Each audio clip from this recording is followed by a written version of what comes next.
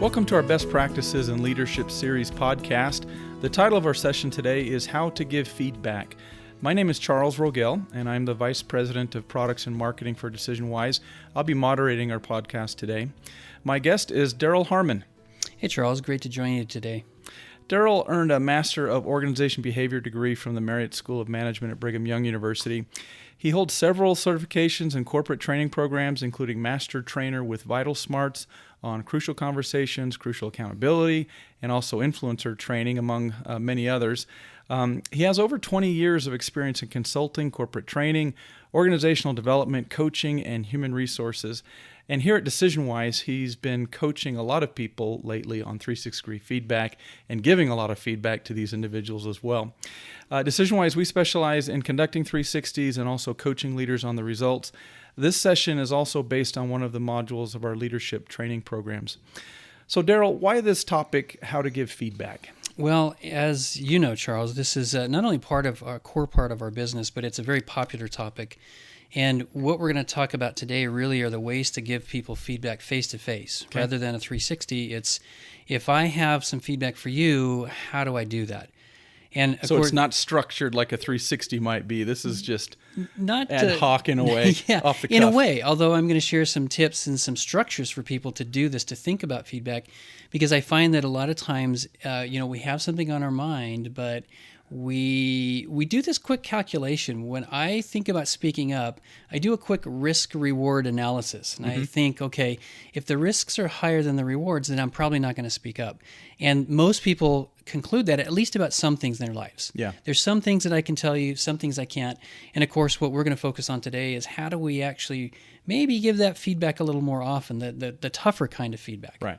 Okay. So these principles would apply as a manager giving feedback to a direct report, right, an individual giving feedback to a peer, or even a subordinate giving feedback to their manager, that sort of thing. Yeah, and in fact, what I found is that a lot of times it's that peer-to-peer that is more difficult just because of the relationship and the dynamics there. It's like basically, well, hey, I'll take care of my stuff, you take care of your stuff. I don't want to hear your feedback, or I don't feel like it's my place to give you feedback. Sure. But feedback, it's important for us to hear that. It's important for us to understand how we're perceived. In fact, a couple of years ago, I found that I wasn't getting enough feedback at home, and so I took up the hobby of becoming a high school basketball referee. Oh, boy. So now I get lots of feedback from people, and not always in a skilled way. So right, I wish, I hope a lot of the parents and fans listen to this because, anyway. Great. So I know, typically when we do this presentation, you like to set up a certain scenario or exercise with individuals on what would they rather do besides give feedback. Yeah, here's some options. As I said, we do this quick calculation, reward and risk. So here's a little test for our listeners. Tell me, which would you prefer? A, telling your boss that he needs to be less of a micromanager. B, tell a coworker that others think his jokes are moronic. C, tell your BFF at work that she has a noticeable aroma. Or D, just go get a root canal. And a lot of times people pick D because, again, it's difficult. We feel like maybe I'm not going to be skilled at giving this, and it's not going to go well. Yeah. So what are some of the psychological reasons or other reasons why people find giving feedback is so hard? And that's really where we need to start. Some assumptions that we have, some ideas that we have. And so here are a few. The first of all is that we go negative. I may think you're a swell guy, but you do something I don't like, and all of a sudden you're a jerk. Yeah. And I go really negative on that. And I think that, of course, if I think you're a jerk and I tell you you're a jerk, of course, that's not going to go well. So that's one, is that we just go really negative. We start to impugn people's, not only their motives, but their character. If you do something that's maybe a little insensitive, then it's not a gaffe that happened once. It's really revealing your character, and that's harder to talk about. Yeah. So that's one thing, and it's kind of a mistake because we should be able to talk to each other about one-off situations without making it really personal. Another one is that we think in binary terms. It's either good or bad, all or nothing, right or wrong, black or white. And so if I have to really vilify you in order to feel like there's enough there to tell you, then once again, I kind of set myself up to go silent and not tell you because, on the other hand, sometimes somebody does something we don't like or doesn't do something we want them to do, we kind of say, well, that's not a big deal. I don't want to be nitpicky. And so I don't give the feedback when it's easiest to give. Yeah. And instead we build it up, and then now that I have evidence that you're a jerk, now I can tell you, but now I don't want to tell you. Right, now it's too hard. Yeah. So we kind of fall into that. Also, when this kind of pressure builds up, when I'm accumulating this evidence for why you are a jerk, and I've got the 20 reasons why, that can get very stressful inside of me. And so when I get stressed inside of me, I know I'm not at my best. I'm not going to be a smooth talker. And then that, again, is a hindrance to giving feedback because I've got all this pressure build up. Yeah.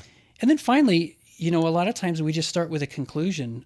Rather than talking about something you did or didn't do and the impact that had and how I wish it would have gone differently, I just start with the conclusion that you're inept, you're insensitive, you're a jerk, an idiot, a moron, something like that.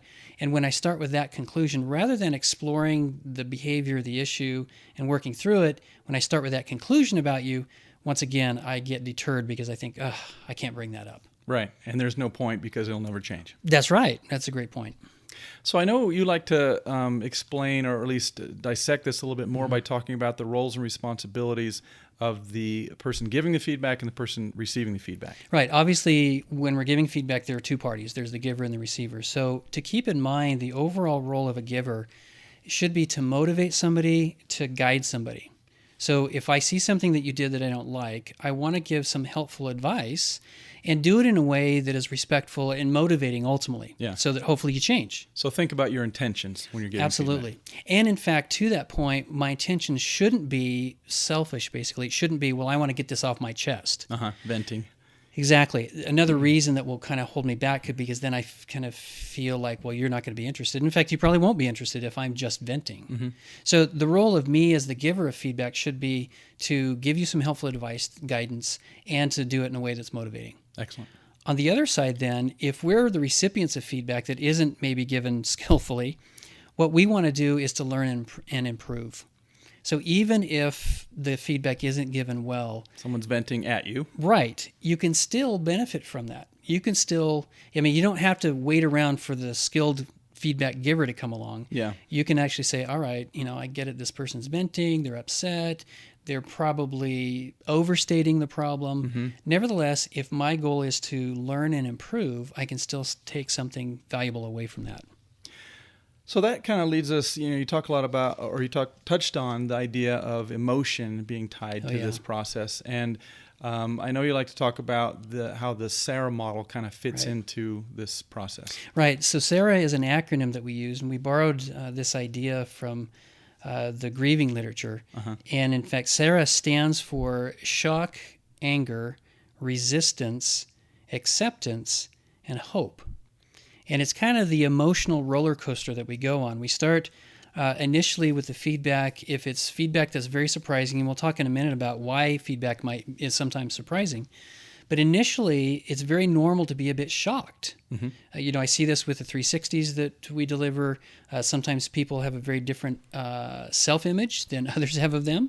But that's the value of feedback, is to get different perspectives. But initially, it might be a little shocking. That is kind of a lower energy state. You're kind of frozen. You're like, what? Where'd that come from? Stunned still. Yeah, kind of stunned. That's followed by anger, which is a higher emotional state, which is like, no, wait a minute. That's, I hear what you're saying, but you're way off base. Followed then by resistance, where once again, energy can go, well, it can be high, but it's typically lower, where you kind of dig in your heels and you say, no, I'm not buying it. Yeah. Right? You're selling it. I'm not buying it. It's just, that's not me. These three stages really close us down to feedback. And so it's important to understand, first of all, that they're very normal. But secondly, that's not the end of the story. Yeah. So we've got shock, anger, resistance. If I can process those emotions, then I'm actually open to feedback when I get to acceptance, which is the second A, the more productive A. There, then, my emotions start to come up, but they're more positive. And then finally, the last is hope.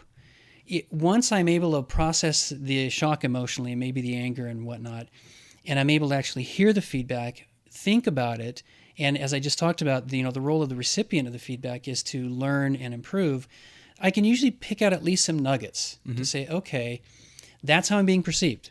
What I often tell recipients of 360 feedback is, listen, this is what people are thinking about you anyway. So better to know it so you can do something with it. Yeah. So if we keep that in mind, that first of all, it's normal to be a little thrown off by feedback at first, and that's not the end of the story. But the goal really is to kind of process it, deal with it, understand that maybe there's some emotion behind it, but eventually listen to the feedback and benefit from it. So as a giver of feedback, you need to recognize that there's some emotion that this person's feeling, Right. most likely, even though you might think it's pretty benign. Right. And you need to wait. You need to have some emotional intelligence and see if they're feeling that. Give them some time to process. Yeah. Don't expect immediate change to happen during that conversation, maybe. Right. We talked about our intent earlier on. And so if you are the recipient of the feedback, if you're somebody helping somebody else work through it, like I often do in my coaching, or if you're just the giver of feedback, understand that the recipient might be going through this little Sarah roller coaster and hang in there with them. And again, your intent needs to be to help them overall, not just to vent, not just to get it off your chest. But if my feedback is intended to help you, and I see you going through some of these stages of the Sarah model, then I can say, okay, or maybe I even reassure you. Say, listen, Charles, I know this is probably something new, maybe a little bit shocking, but really I'm bringing it up because I think this can end well. Yeah. That can maybe help you through the emotions. And you might need to reconvene, right? So Absolutely. Give them some time to process. Yeah, in fact, one of the questions I often get is, well, how long does this Sarah thing take? It really just depends. It depends on the person. It depends on that particular situation. It might be a matter of minutes. It could be, multiple iterations where maybe I need to go off and think about this for a little bit. Maybe I'm really upset about things and I need to go off and kind of cool off and consider it and then come back. So there's no particular time frame.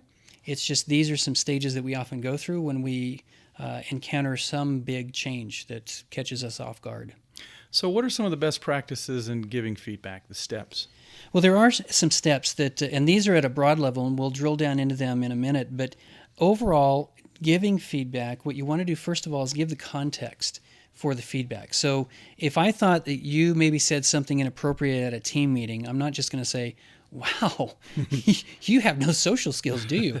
And now, first of all, it's not a good way to say it. Right. But what you might want to do in terms of giving context is to say something like, in the team meeting we had yesterday, you made a comment that I don't think came across the way you thought it would.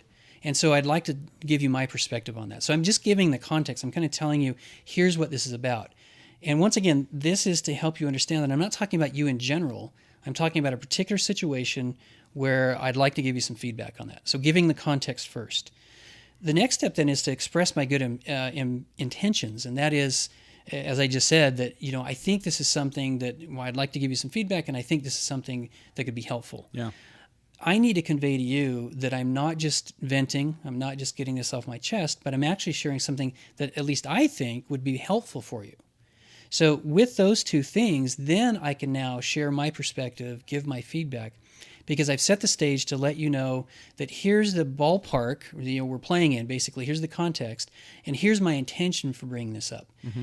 Now, this also has the power of making me think about what is my intention, rather than being reactionary and just saying, whoa, that was way out of line, and start to give you a lecture and chew you out. Sure. I'm thinking, no, how do I actually make this useful? Okay. So those are the first three steps. Give the context, express your good intentions, and then share your perspective. And of course, do it respectfully. Yeah. The next one then is I want to get your reaction to this. I want to check in and see where you're at with it. In a sense, giving feedback is kind of like a dance where I'm going to take the first step and then I'm going to see how you respond. And maybe I'm watching for signs of those first three stages of the Sarah model, where I'm going to say, well, here's what I saw, here's what you said, here's what I noticed. Did you notice the same thing, or what do you think about that? And you're kind of checking for understanding, right? Yeah. Did they get the message you were trying to send? That's part of it as well. And of course, that goes both ways. First of all, was I clear enough in what I said? Because often we have the tendency to beat around the bush. Sandwich it. Yeah. The other side is maybe I have been clear, but you've misunderstood. Yeah. And that's not too unusual. If you hit me with some new feedback, or if I hit you with some new feedback, it might be easy to misconstrue what I'm talking about. So then asking for your perspective, I can check all that, and then we can talk through it, and I can get your side of it.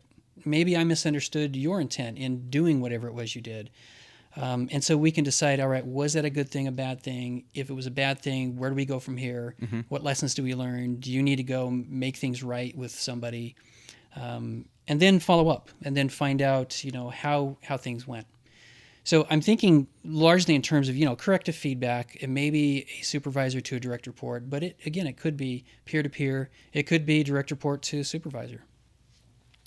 So, like you said, we're kind of been talking about the context being remediation or something that they did wrong or we're looking to improve. What about the positive stuff, giving positive feedback? Absolutely. We want to think about that as well. Now, at first you might say, well, what's so easy. hard about that? Yeah, I just say, hey, good job. I really appreciate it. Well done. And that's true.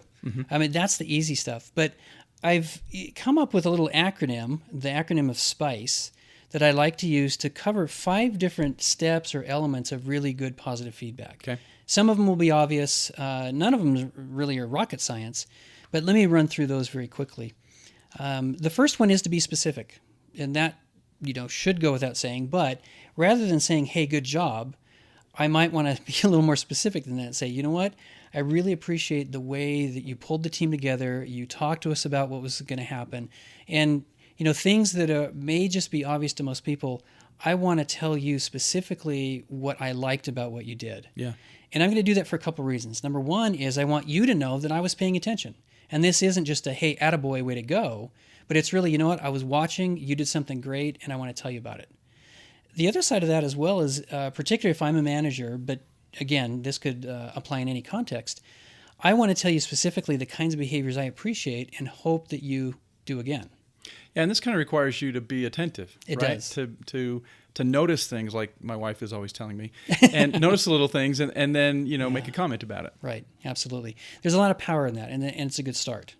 So specific is the first one. The next one is positive.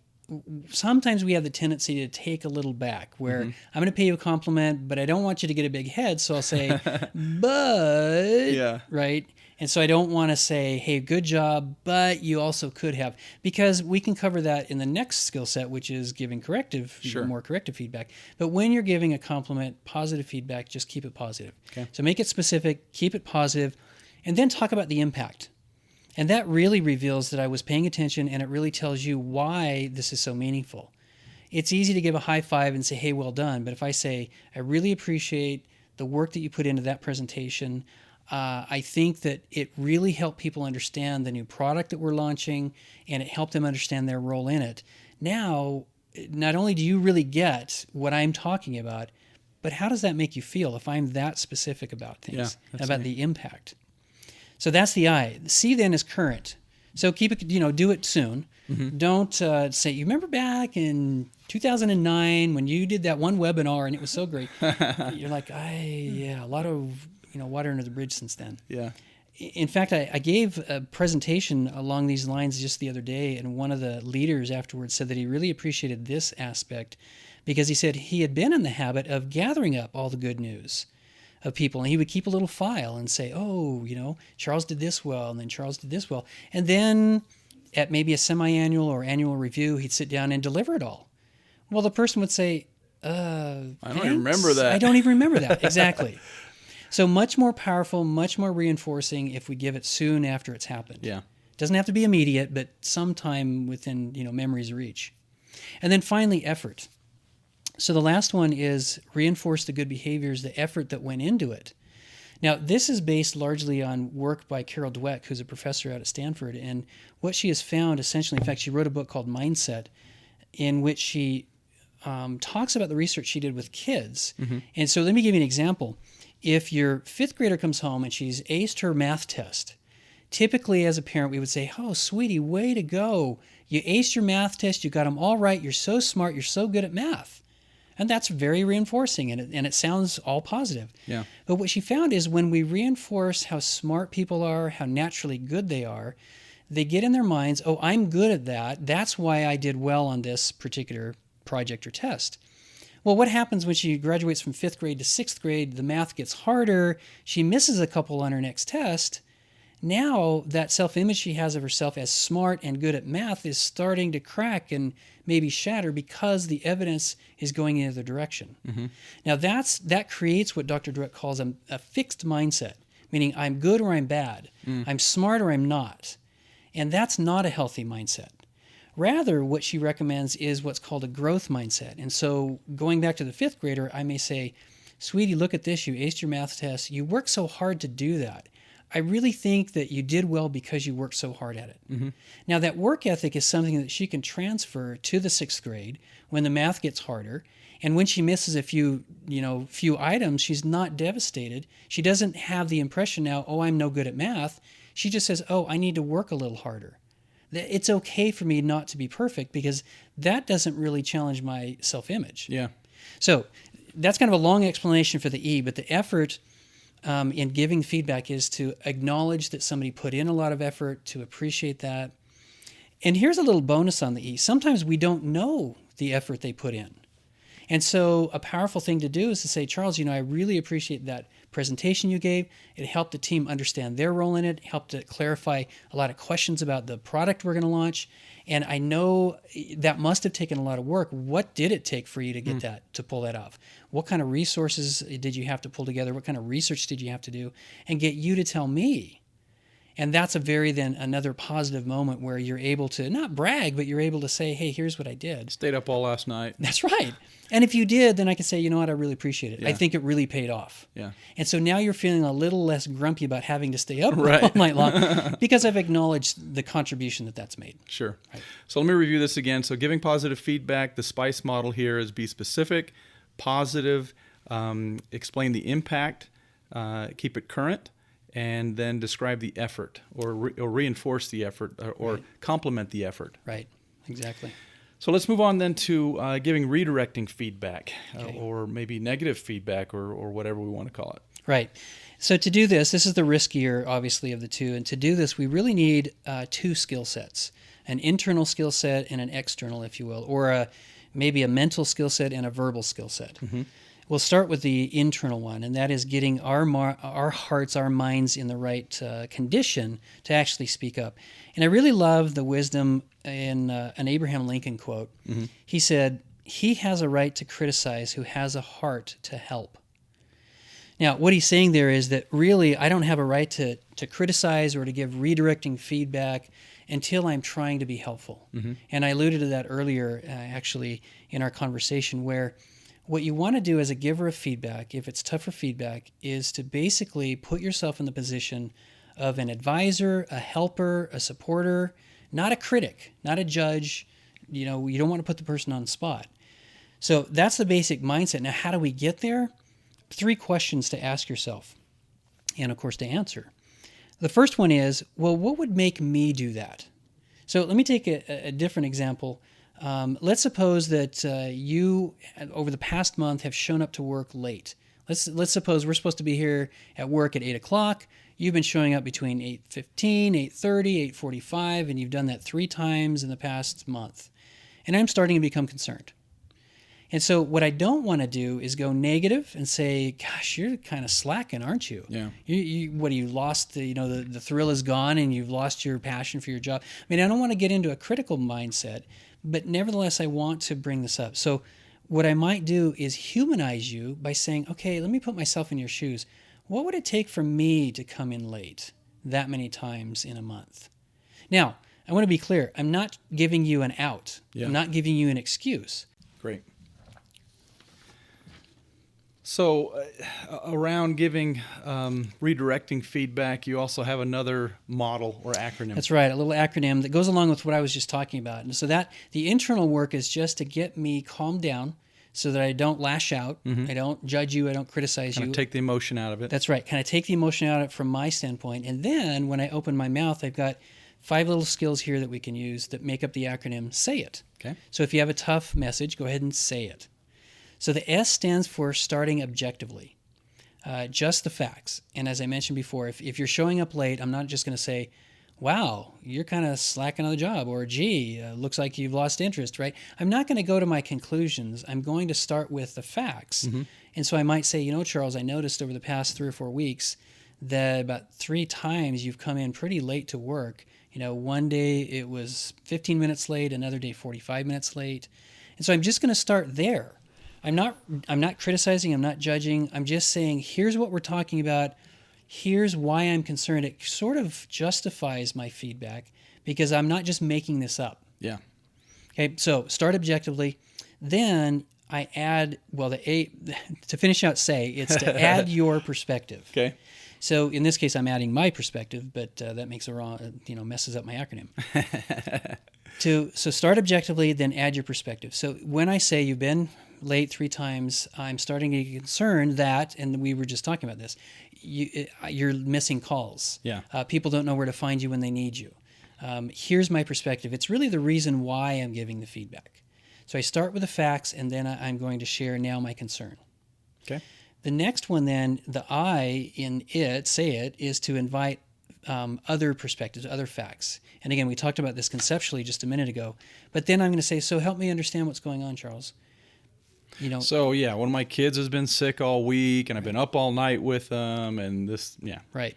My wife's been out of town on business. I had to do, get the kids ready for school. Exactly. All those kinds of things. So what I'm doing in this process is I'm first of all getting more informed about what's going on, the full dynamics of the reasons behind your tardiness, and I'm engaging you in the conversation.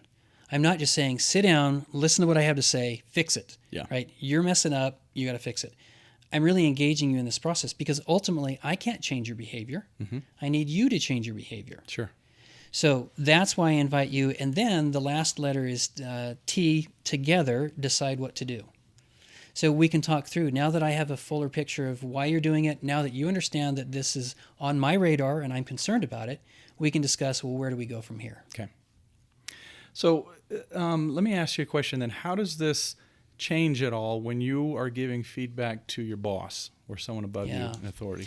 A great question, probably the most common question I have. It doesn't really change much at all because once again, the keys are I'm trying to point out something I think is helpful for you. So there's none of this, hey, let me put it this way. Research has shown that the more we use our position power, the less influential we actually become. Huh. So that's good news because if I need to give my boss feedback, I'm not going to go in trying to play a power card because I don't have it, first of all. But even if I did, I don't want to. Now think about this, because when you play the power card, you're actually inviting at least resistance because people don't like being pushed around. They don't want to be manipulated. Exactly. So at a minimum, you're inviting resistance and maybe out and out rebellion. If I come down, if I'm your boss and I'm saying, Charles, 3 times in a month, really? Come on, man. I mean, we hired you to do a job. We expect you to be here. And, your review's coming up next week. So if I start playing these power cards, and I can do it with hanging your review over your head, with my tone of voice, I mean, you know who I am in your world. I'm your boss. If I start doing that, inside automatically you start becoming a little resentful. Why are you talking to me like this? I'm a decent human being. I'm not going to open up and share anything with you. Exactly. So we don't want to do that. So anyway, to go back to your question, basically the skills, the principles work the same. Doesn't matter the relationship. You want to be respectful. You want to be helpful and, candid, but respectful. Excellent. Well, Darrell, thanks very much. I want everyone to tune in for our next podcast with Darrell on receiving feedback. We've kind of covered the first half of our presentation here today. But Darrell, thanks again, and I hope everyone enjoyed our presentation today. Thanks, Charles.